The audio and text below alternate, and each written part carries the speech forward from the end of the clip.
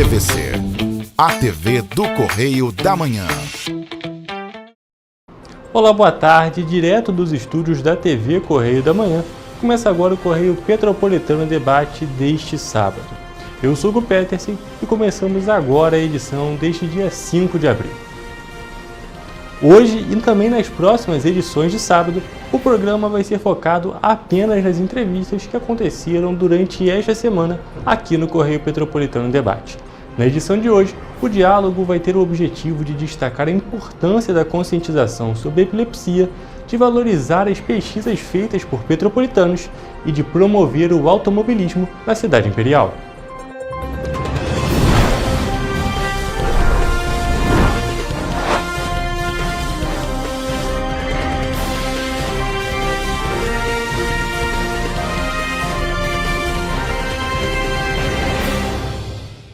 O Correio Petropolitano Debate está de volta e estamos aqui ao vivo com a doutora Inoan Viana, que vai falar um pouquinho para a gente sobre a importância da conscientização sobre a epilepsia.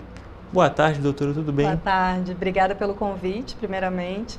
E é muito bom estar aqui, ter um espaço para falar um pouquinho dessa doença que é tão comum, mas que tem tantos tabus ainda relacionados. Para a gente começar, pode explicar, por favor, o que é epilepsia? Sim. Então, epilepsia é uma doença neurológica, não transmissível, que pode acontecer em diversas épocas da vida, Os quadros mais comuns são ou antes do primeiro ano de vida, na primeira infância, ou também agora a gente está observando que a população idosa, acima de 65 anos, também tem apresentado. Então, são aquele quadro, com crises convulsivas associadas, que a gente tem uma imagem muito clássica, das pessoas tendo convulsões, queda, mas que a gente pode ter outros tipos de epilepsia, então é importante a gente discutir sobre isso para dar entrada num tratamento mais eficaz. É muito importante, a gente veio justamente falar sobre a conscientização sobre a epilepsia. Qual a importância da população saber o que é a doença, não saber exatamente, mas ter pelo menos uma noção do que é esse quadro? Eu acho que o importante é que a gente venha observando que na população, tanto brasileira quanto na mundial, a gente tem um aumento do número de casos, Se a gente for seguir a última estimativa da OMS, a gente tem cerca de 50 milhões de pessoas vivendo com epilepsia, no mundo. E esses casos estão principalmente concentrados nos países em desenvolvimento, onde a gente se encaixa. Então é super importante que a gente converse sobre, para evitar aquele aumento do tempo entre diagnóstico e início do tratamento e que a gente consiga mitigar as consequências, os riscos para a evolução desse paciente. E qual é a importância, você falou justamente sobre de ter a menor distância possível entre a pessoa manifestar o sintoma, ter alguma tendência. Qual a importância do diagnóstico para a pessoa que realmente tem essa condição? A importância do diagnóstico, eu acho que é tanto para o paciente quanto para os familiares, Porque quando a gente fala tanto de crianças quanto de idosos, a gente também coloca os cuidadores juntos, nessa função. Então, quando a gente consegue, por exemplo, em crianças, ter um diagnóstico adequado e fazer o tratamento de uma forma eficaz, a gente permite que essa criança consiga se desenvolver de uma forma esperada, Tanto fala, tanto aprendizado, até parte motora. Então, é super importante que a gente tenha esse diagnóstico mais precoce, aos primeiros sinais, E também é muito importante para os colegas médicos ficarem atentos ao que as famílias trazem, Algumas vezes as famílias podem trazer com outras palavras, de outras maneiras, mas é importante que a gente leve em consideração episódios que podem ser sugestivos, de uma crise epilética, sem ser aqueles tão clássicos. Eu vou fazer a pergunta justamente sobre isso. Os sintomas mais clássicos, os sinais mais clássicos, como você disse, são as crises convulsivas, que, como você mesmo falou, é a imagem que as pessoas mais associam. Isso. Quais seriam as coisas que não são tão habituais? Quais sinais a pessoa pode apresentar? Então, a gente pode ter algumas alterações comportamentais, a gente pode ter em alguns casos, principalmente na população pediátrica, as crises que a gente chama de crises de ausência, que a gente não tem aquela liberação toda do tônus do corpo, nem aqueles movimentos involuntários, mas sim apenas um desligamento do cérebro da criança por alguns momentos, que pode comprometer a vida escolar, em diversos setores da vida desse adolescente ou dessa criança. Então, além desses sinais, que são aqueles sinais motores mais clássicos, daquela contração ou de um pedaço do corpo, um braço, uma perna ou do corpo inteiro, a gente pode ter outros achados que não são tão valorizados, porque não são tão visíveis, tanto para os familiares quanto para os médicos que acompanham. Entendi. Então, são aqueles sinais que muita gente não sabe nem que Sim, pode achar que é uma outra ser. coisa e Isso. pode ser já um sinal que o corpo está mostrando, né? O corpo está Isso. dando aquele sinal que tem uma coisa ali que Tem alguma pode coisa. ser investigada. Isso. Mas você disse que a epilepsia tem se manifestado, normalmente se manifesta antes do primeiro ano, na primeira infância e também nos idosos. Tem alguma causa específica para a epilepsia? Então, ela pode estar envolvida em diversas doenças, em diversas síndromes. Quando a gente fala da primeira infância, a gente fala principalmente de alterações que aconteceram no período perinatal, uma hipóxia, né, durante o parto, ou crianças que já têm alguma síndrome, né, que cursam com a epilepsia, com crises convulsivas. Pode também ter uma causa infecciosa. Muitas vezes a gente esquece, né, que infecções podem causar crises epiléticas em períodos determinados da vida, na população em geral. E quando a gente fala de idosos, a gente fala muito daqueles pacientes que podem cursar, né, com uma epilepsia depois dos 65 anos, por causa de um AVC, né, secundários a um tumor do sistema nervoso central. Então a gente tem esses dois extremos, mas durante esse período, entre esses intervalos, também é possível que a gente possa apresentar, né, uma crise epilética ao longo da vida. Então, realmente é um ponto, é um problema, uma condição Sim. que pode ser causado por outras condições, Sim, né? sim. É, Pode estar realmente. relacionado com algumas síndromes, mas pode estar relacionado com outras causas mesmo. E a gente falou, retornando um pouquinho, nós falamos sobre a questão da importância do diagnóstico. Depois que a pessoa é diagnosticada, qual é o procedimento? Então, o diagnóstico a gente precisa levar em consideração muito da história clínica do paciente ou do cuidador, né, que traz pra gente por que levou a esse possível diagnóstico, se teve algum episódio recente, como é que foi esse episódio. Então, ter ele descrito da melhor forma possível facilita, né, o segmento desse diagnóstico. Quando a gente tem acesso a exames, né, complementares, também é muito importante para a gente ter um tratamento mais adequado. Então, exames de imagem como ressonância, a eletroencefalograma, para a gente ter um controle, né, de qual ponto do cérebro está tendo essa descarga, né, elétrica que está causando a epilepsia. E também é importante levar em consideração, principalmente nas crianças, relatos vindos da escola, né? Quando a gente observa que crianças estão tendo uma dificuldade maior de aprendizado no período escolar, entender se tem algo acontecendo que não seja tão exuberante, mas que possa estar relacionado, né, com o diagnóstico. E depois do diagnóstico, depois de toda essa série de exames, tem alguma maneira de tratar a epilepsia? A epilepsia é algo que tem cura?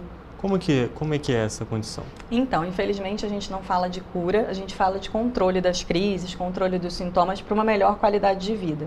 A gente tem, sim, diversas classes de medicamentos, né, antiepiléticos que a gente pode utilizar no tratamento e a gente precisa levar em consideração qual é o tipo de crise, né, o que está apresentando aquele paciente, em que fase da vida que ele está, para a gente conseguir desenhar um tratamento de uma forma mais adequada, né, para o controle dessas crises, tanto da intensidade quanto da frequência. E uma pessoa que já foi diagnosticada, a pessoa já toma as medidas que foram passadas para ela, ela consegue viver uma vida, digamos, a gente é obrigado a falar assim, mas uma vida normal, uma vida dentro do esperado? Sim, quando a gente tem a medicação feita da forma adequada, né? E aí pode ser uma terapia isolada, só um medicamento ou mais de 2 medicamentos, a gente devolve esse paciente uma certa normalidade, né? A gente consegue que ele seja possível habilitar as atividades do dia a dia, né? Tanto trabalho quanto escola. Então, o autocuidado também. Então, quando a gente consegue encontrar um tratamento adequado, específico para cada paciente, ele consegue sim retomar suas atividades. E a nossa conversa aqui, ela foi muito gerada, ela veio a acontecer porque recentemente foi comemorado, né, foi celebrado o Dia Mundial da Conscientização sobre a Epilepsia. Qual a importância desse dia, dessa data? É importante a gente desmistificar o diagnóstico, né? Imaginando que a gente só vai se deparar com um quadro de epilepsia com aquelas crises mais frequentes e mais exuberantes, né? Que a gente vê em filmes, em novela, tudo isso. E é importante que a gente também tenha em mente como o diagnóstico é comum, né? Porque o tabu existe, né? O tabu de ter um diagnóstico relacionado à epilepsia, algumas pessoas ficam mais retraídas, deixam de exercer as suas atividades por causa desse diagnóstico e é uma doença que pode acometer a gente em qualquer fase da vida, né? Pode ser decorrente de doenças comuns, então é importante que a gente tenha, né, em mente o que pode ser epilepsia, como é que a gente consegue viver com qualidade e devolver qualidade de vida para esses pacientes, para os familiares. Sem dúvida nenhuma, um ponto muito importante de todas as conscientizações de diversas doenças e condições, é que o ponto principal é poder devolver justamente a qualidade de vida para a pessoa. Sim. Todas as pessoas têm o direito de ter uma vida boa, uma vida que a pessoa consiga viver tranquilamente. Isso. E a data de conscientização, o Dia Mundial da Conscientização da Epilepsia é extremamente importante. Isso. E é importante a gente pensar num conceito de saúde de uma forma mais ampliada, né?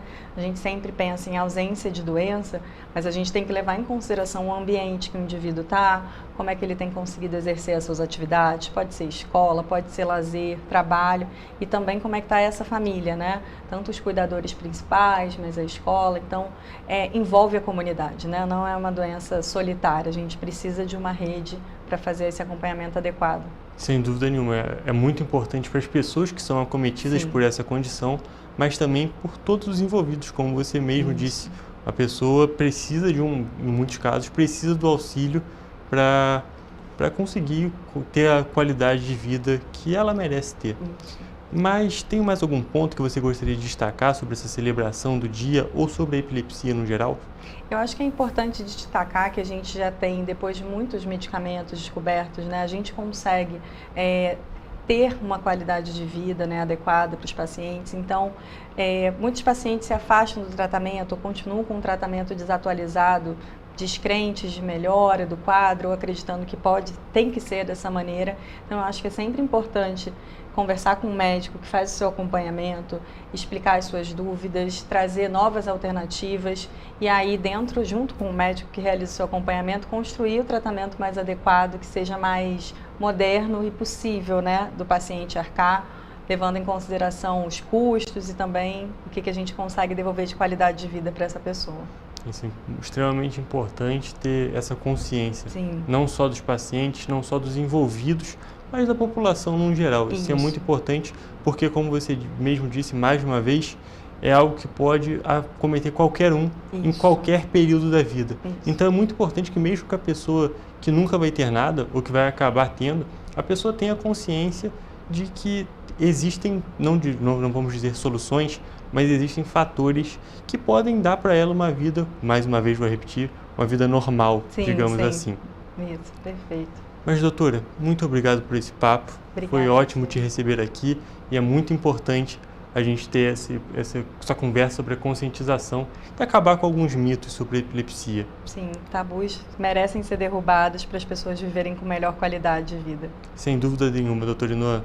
Muito obrigado por ter vindo no Correio Petropolitano Debate.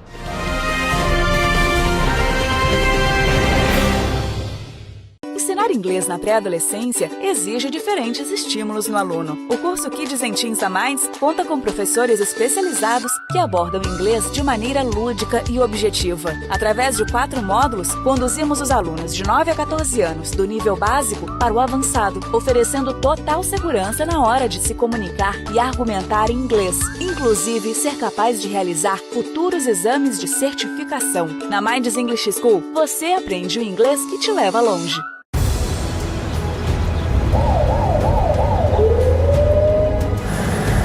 O governo do estado do Rio já investiu mais de 8 bilhões na saúde. E se eu dissesse que esse é o maior investimento na saúde já feito em toda a história do Rio? Eu diria que melhorou, mas eu quero mais. Depois de 3 anos parados, os mamógrafos móveis estão de volta. Pra gente cuidar melhor das mães e dos bebês. O governo do estado também está investindo na saúde especializada. Porque se o problema é complicado, mais atenção ele precisa. Melhorou, mas para a saúde a gente sempre quer mais. O importante é que a saúde esteja mais perto das pessoas. Por isso, todas as regiões do Rio recebem a mesma atenção. Melhorou, mas eu ainda quero mais. O governo do Rio de Janeiro também quer. Então pode ter certeza, o trabalho e os investimentos vão continuar. Governo do Estado do Rio de Janeiro. Um bom jornal tem que ser direto, tem que ser direito. Não ser de esquerda ou de direita, mas direito. É ter coragem de informar a verdade e não impor a sua verdade. É respeitar a inteligência do leitor, e vontade do eleitor. Correio da Manhã, um jornal que há 123 anos tem a coragem de ser direto e direito. Em uma banca perto de você. Enquanto você imagina que poderia rolar desconto na conta de luz, a Alerj faz. As leis que você precisa, a Alerj faz. Baixe o aplicativo da Alerj e conheça seus direitos. Para ter mais qualidade de vida, conte com a maior rede de academias de Petrópolis. Aqui na Corper, com uma mensalidade, você utiliza todas as unidades: Centro, Bingen, Itamaraty e Itaipava. Com planos a partir de R$ 95,00. A academia oferece ambientes modernos para você cuidar da sua saúde com segurança. Os espaços contam com dezenas de aparelhos de musculação, diversos equipamentos para aeróbico e funcional, além, é claro, de profissionais qualificados e uma extensa grade de aulas coletivas, que inclui dança, bike, jump, wolf fit, step fit, entre outras. Nossas estruturas são equipadas com salas de musculação e aulas coletivas, salas de avaliação física e nutricional, vestiários e estacionamentos amplos. Venha nos fazer uma visita e surpreenda-se!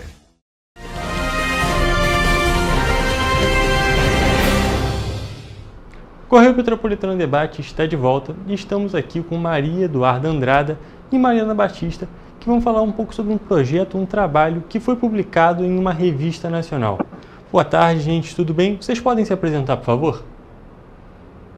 Meu nome é Maria Eduarda Andrada, sou uma das participantes do artigo. A gente se formou ano passado no Cefet de Petrópolis e lançamos esse artigo, que antigamente era um projeto de TCC, e junto com o nosso orientador, professor Rafael Castro. Boa tarde, meu nome é Mariana, eu também sou participante do projeto. A gente é formado no curso de bacharelado em turismo pelo Cefet de Petrópolis. Esse nosso artigo foi o nosso projeto de TCC, que acabou virando um artigo publicado pela Revista Nacional de Turismo. Gente, para a gente poder começar, a abordar o assunto, vou pedir para vocês, por favor, explicarem um pouco para a gente do que desse artigo, o que ele se trata, para a gente poder conhecer.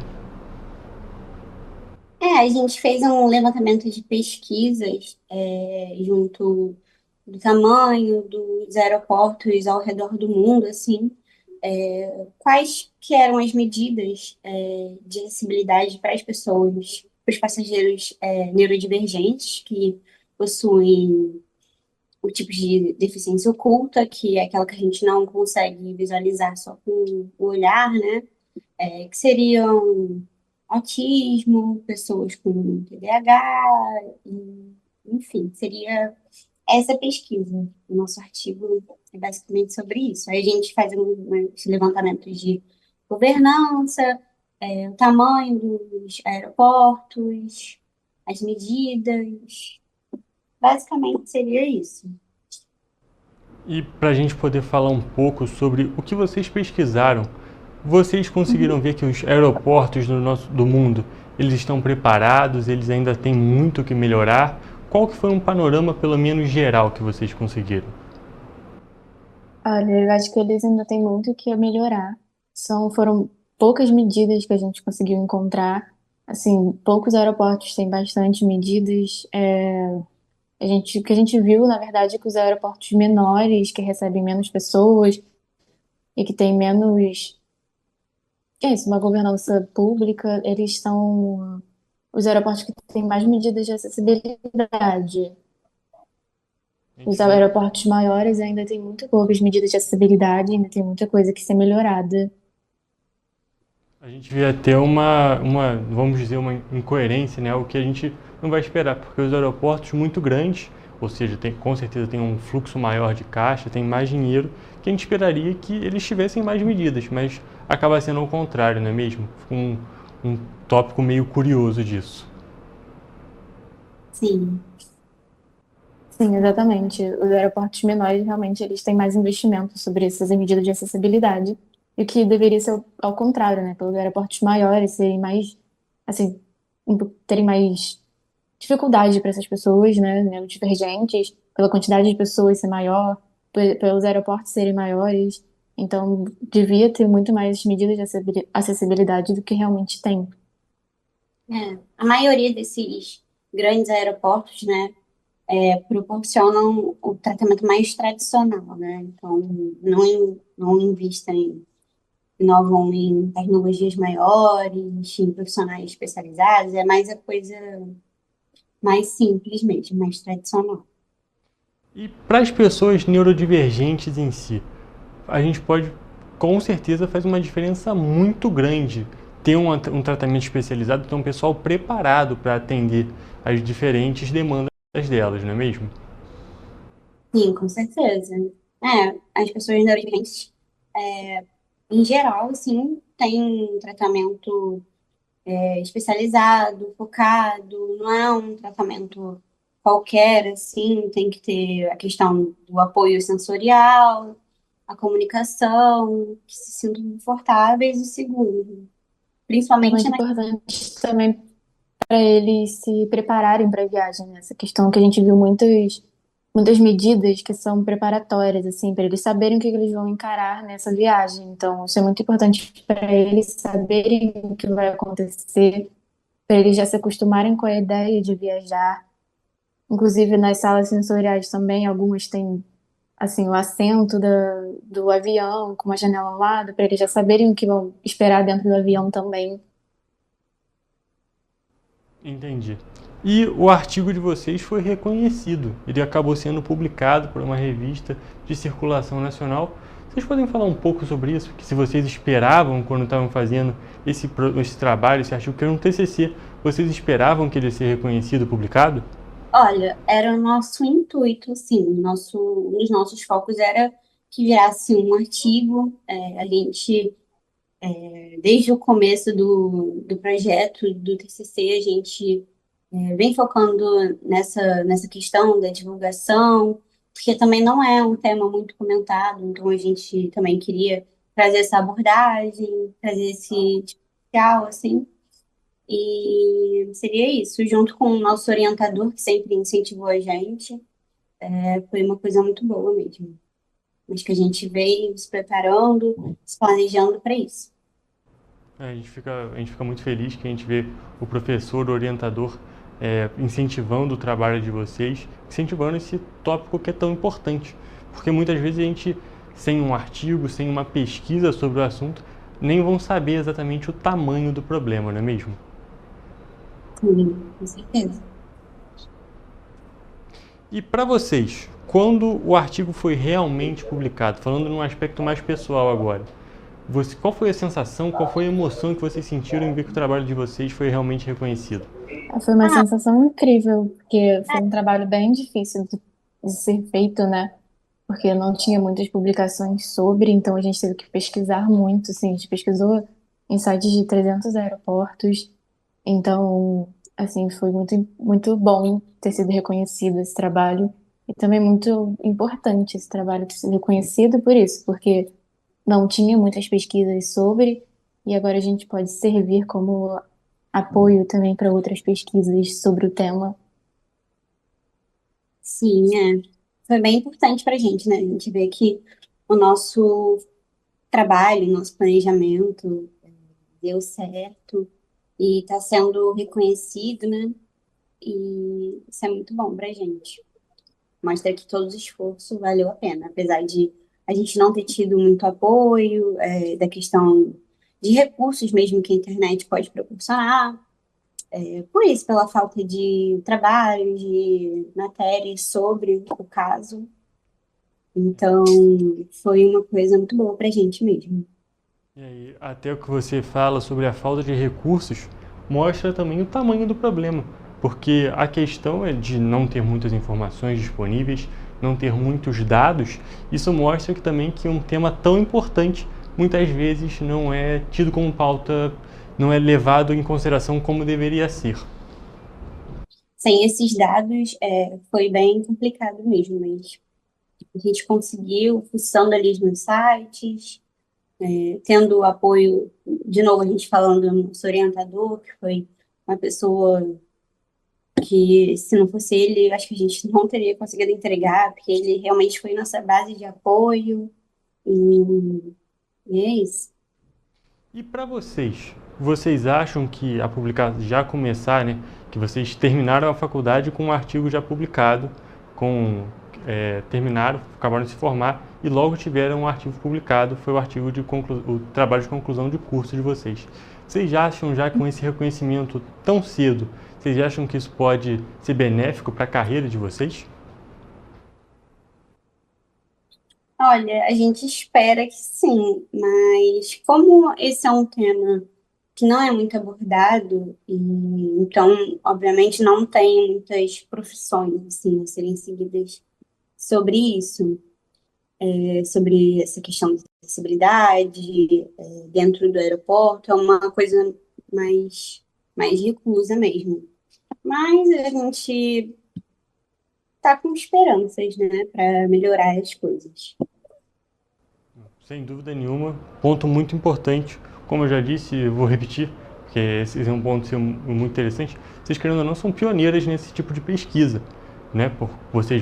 Pelo que vocês mesmos estão relatando da dificuldade que foi encontrar o tipo de coisa, às vezes com essa pesquisa de vocês comecem a dar mais atenção para esse tópico que é tão importante.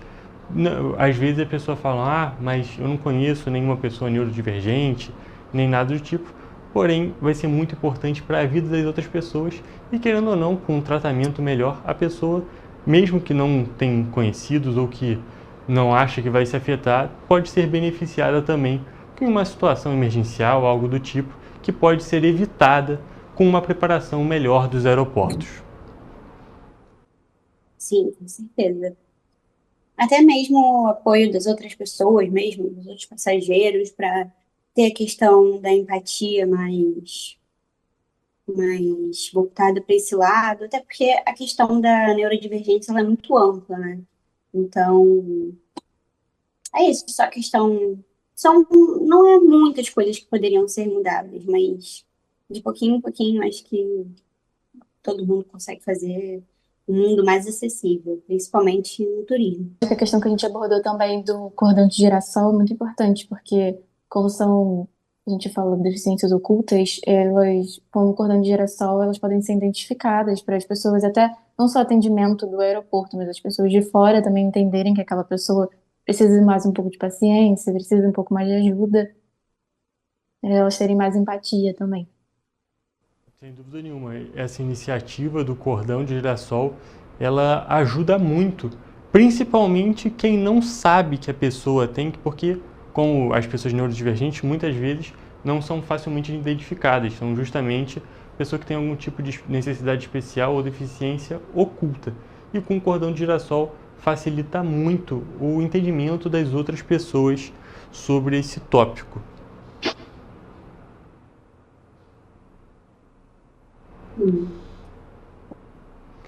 Mas, gente, tem mais algum tópico que vocês gostariam de destacar sobre essa pesquisa, sobre esse estudo que vocês fizeram? Alguma coisa que vocês puderam perceber ou conseguiram encontrar? Não sei, eu acho que essa questão da acessibilidade mesmo, acho que a gente conseguiu encontrar vários tipos de recursos que o aeroporto pode proporcionar e a gente espera isso, né? Que cada vez mais os aeroportos grandes e menores mesmo possam proporcionar esses recursos e recursos mais novos, que são as questões de vídeo de familiarização, para a pessoa ter o contato antes, né? Ver como funciona, a coisa do cão-guia também, cordão de girassol, que é super importante para as outras pessoas também conseguirem identificar, como a Mariana falou. Mas é isso, é um artigo muito importante que a gente espera ter muito mais valorização do que está tendo ainda. E também, nessa linha de pensar, vocês fizeram um estudo especificamente sobre os aeroportos. E tem que ser válido para toda a sociedade. Os aeroportos, claro, foi o foco dos estudos de vocês, é um ponto muito importante, mas também para rodoviárias, centros comerciais, tem que ter uma preparação diferenciada, porque a gente sabe que as pessoas têm necessidades específicas que precisam ser respeitadas, e com a pessoa sendo respeitada, com a pessoa sendo realmente incluída na sociedade, ela pode ter, todo mundo ganha, todo mundo tem esse benefício. Mas, gente, agradeço muito a participação de vocês, tá bem? Tanto a Maria Eduarda quanto a Mariana. Eu gostaria de agradecer muito a participação de vocês aqui no Correio Petropolitano Debate. Tá ótimo. Obrigada a vocês. A gente que agradece mesmo pela oportunidade. E é isso. Obrigada pela valorização aí de vocês também, pela divulgação. Isso. Mas muito obrigado, então, por vocês terem comparecido. Muito obrigado pela realização desse projeto, desse artigo. E vocês, petropolitanas, formadas aqui na cidade, é muito importante a gente ver aqui os diferentes tópicos da cidade, os diferentes assuntos sendo valorizados. Mas, gente, assim a gente encerra a nossa entrevista.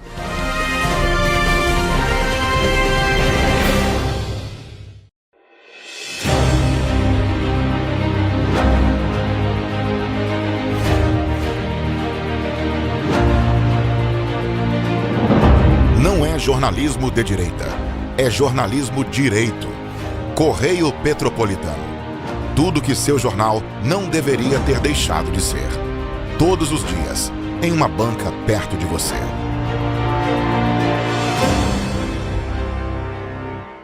Esse aí sou eu, há 18 meses estudando inglês. Cada passo no aprendizado foi uma porta que se abriu para o meu futuro. Sabe o conhecimento que você desenvolve hoje? Ele é a chave para novas oportunidades incríveis do amanhã. É o equilíbrio perfeito entre aprender e aproveitar cada momento dessa jornada empolgante. E agora, aqui estou eu, na minha tão sonhada vaga em uma multinacional. O inglês abre portas. Fale Minds. Para ter mais qualidade de vida, conte com a maior rede de academias de Petrópolis. Aqui na Corper, com uma mensalidade, você utiliza todas as unidades: Centro, Bingen, Itamaraty e Itaipava. Com planos a partir de R$ 95,00. A academia oferece ambientes modernos para você cuidar da sua saúde com segurança. Os espaços contam com dezenas de aparelhos de musculação, diversos equipamentos para aeróbico e funcional, além, é claro, de profissionais qualificados e uma extensa grade de aulas coletivas, que inclui dança, bike, jump, wolf fit, step fit, entre outras. Nossas estruturas são equipadas com salas de musculação e aulas coletivas, salas de avaliação física e nutricional, vestiários e estacionamentos amplos. Venha nos fazer uma visita e surpreenda-se! Rio de Janeiro, atração o ano inteiro. Tem descanso, tem folia, noite e dia, alegria, sol e praia, diversão. No prato ou copo, a festa, o bar, museu ou bloco. Show, cultura, história, gravado na memória e no seu coração. Rio de Janeiro, vem se apaixonar. Rio de Janeiro, vem se apaixonar. Cidades maravilhas, campo, mata, serra e trilha, em estado de emoção. Tem o Rio de Janeiro, que você já ama, e o Rio, que ainda vai conquistar você. Apaixone-se pelo Rio. Rio de Janeiro, vem se apaixonar. Rio de Janeiro, vem se apaixonar. Governo do Estado do Rio de Janeiro.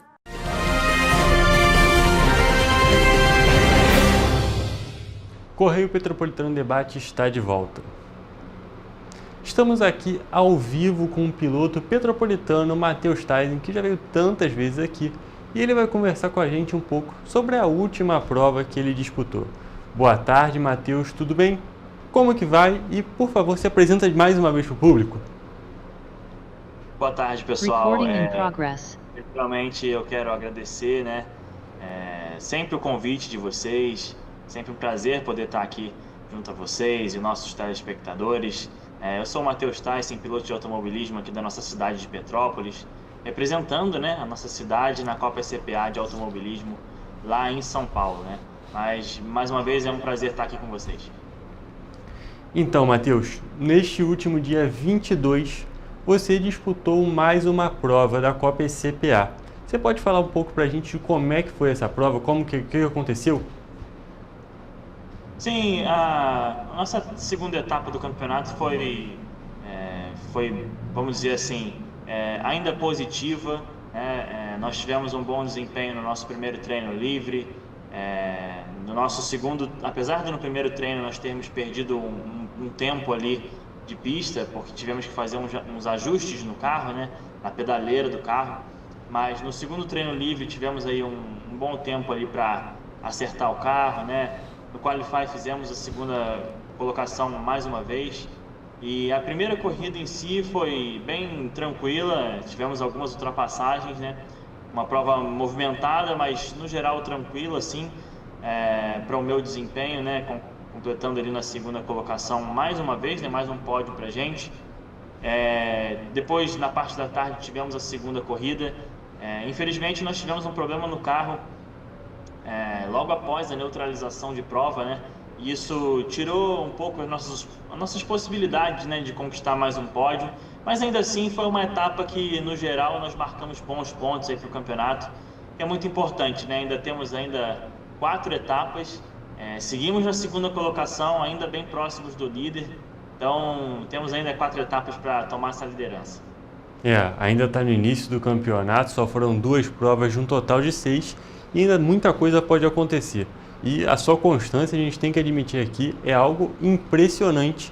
Todas as classificações se classificando entre os 2 primeiros carros, então é algo extremamente positivo.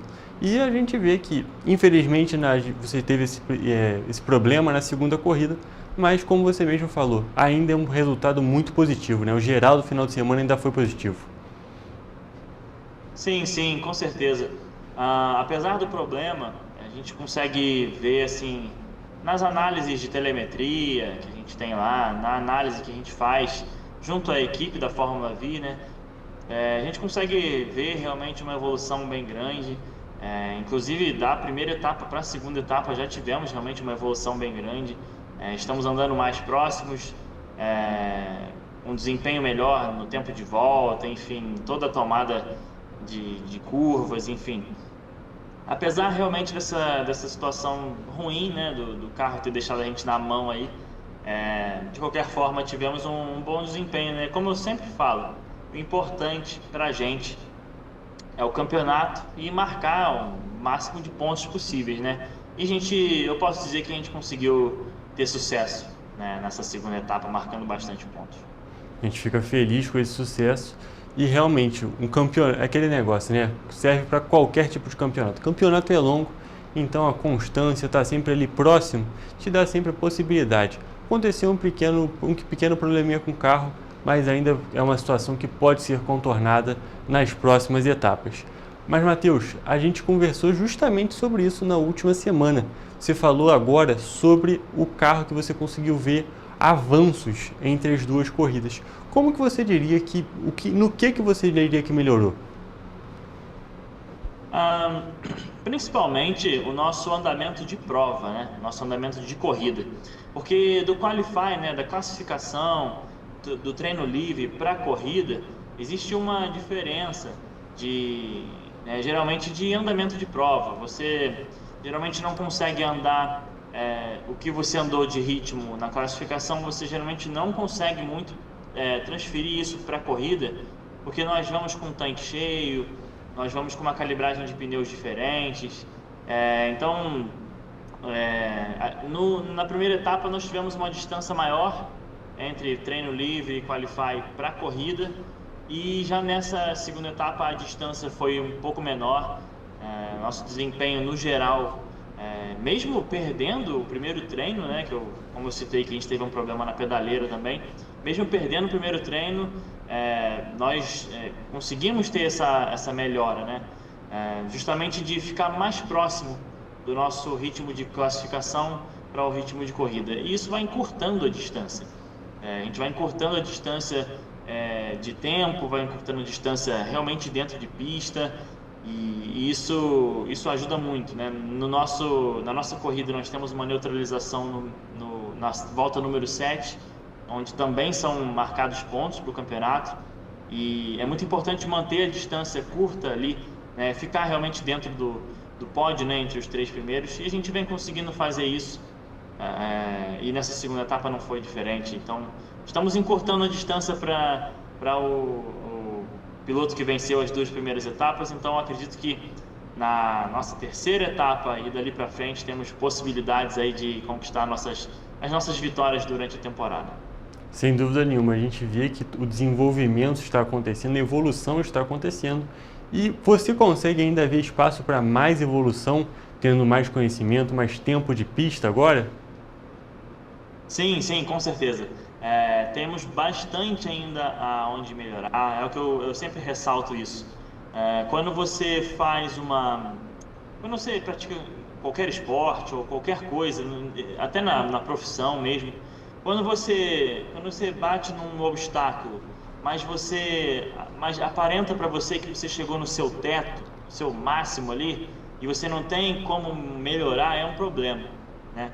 E isso é uma coisa que tanto eu quanto a nossa equipe da Fórmula V, nós vemos que ainda tem muito ainda para evoluir, né? Nós não chegamos no nosso teto ainda, nós estamos ainda realmente com um crescimento aí, né?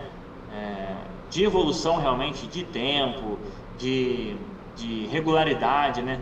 Então é possível realmente a gente conseguir ainda, eu acredito que abaixar em torno aí de 6 décimos no nosso tempo de classificação, o que isso acaba transferindo também para a corrida em torno aí de meio segundo, 6, 7 décimos também. Então nós já temos uma evolução muito grande da primeira para a segunda etapa, e ainda temos bastante ainda para trabalhar até a nossa última etapa, que vai ser lá no fim do ano, né, lá para dezembro. Então temos bastante tempo para trabalhar ainda e continuar nessa progressão.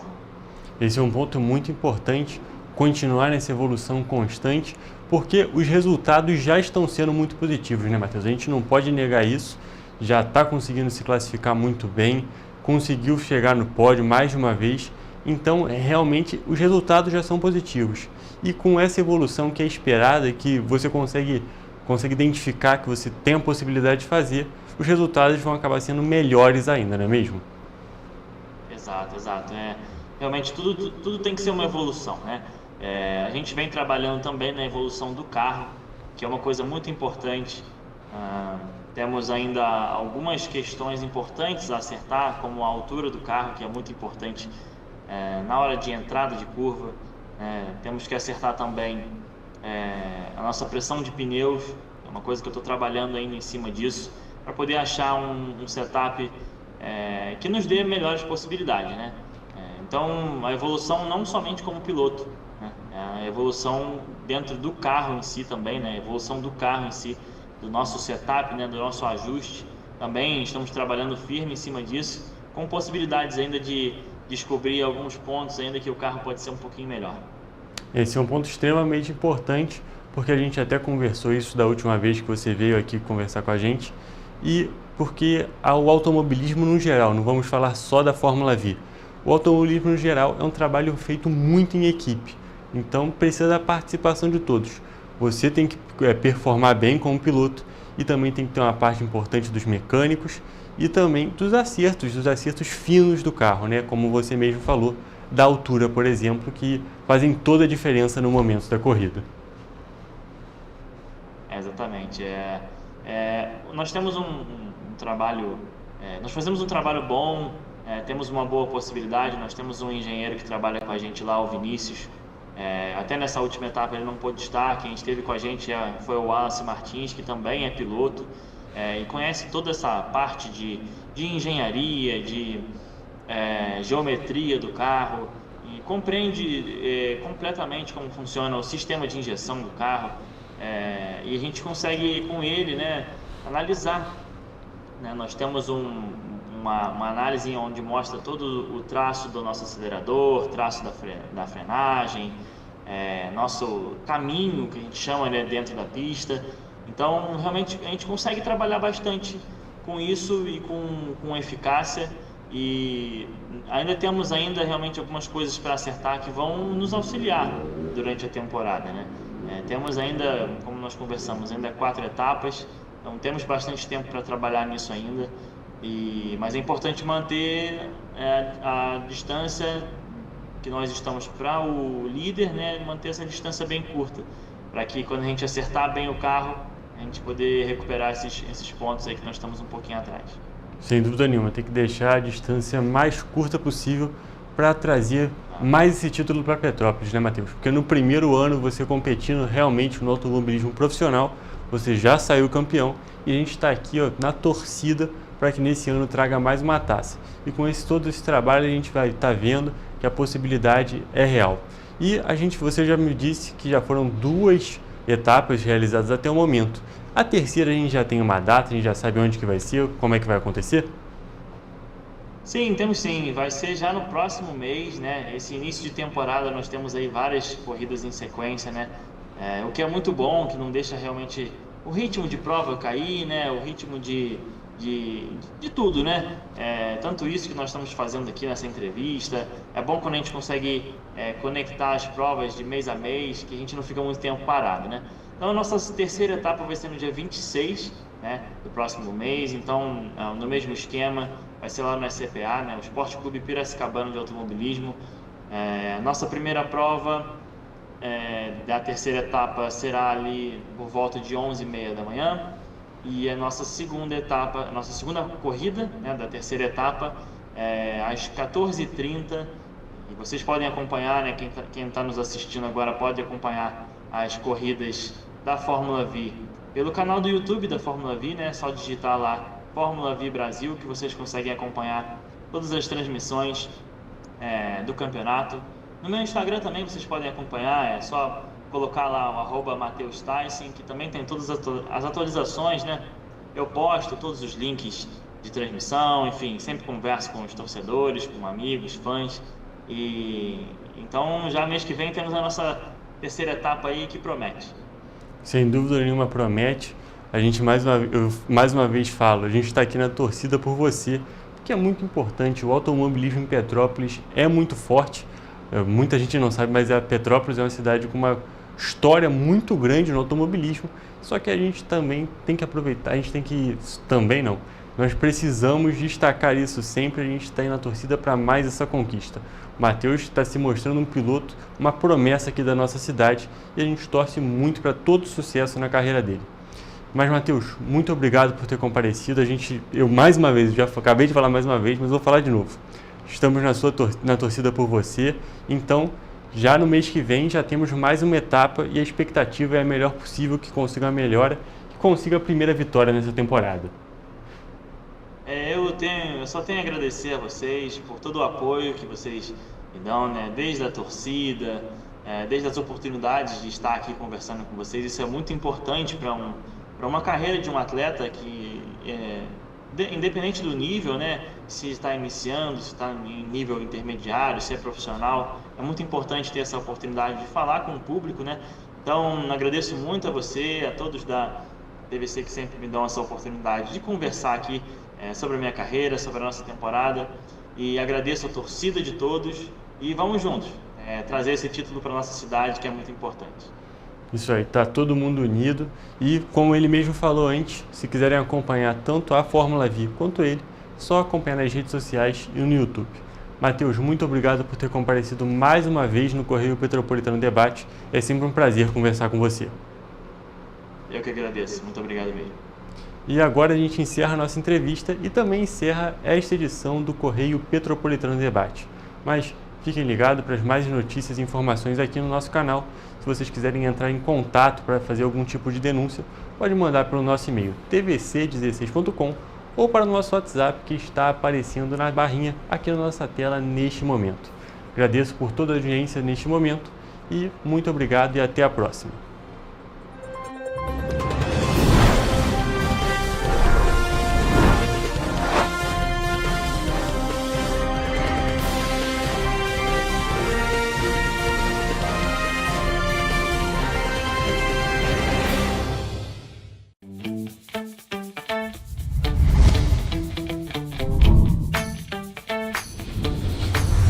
TVC, a TV do Correio da Manhã.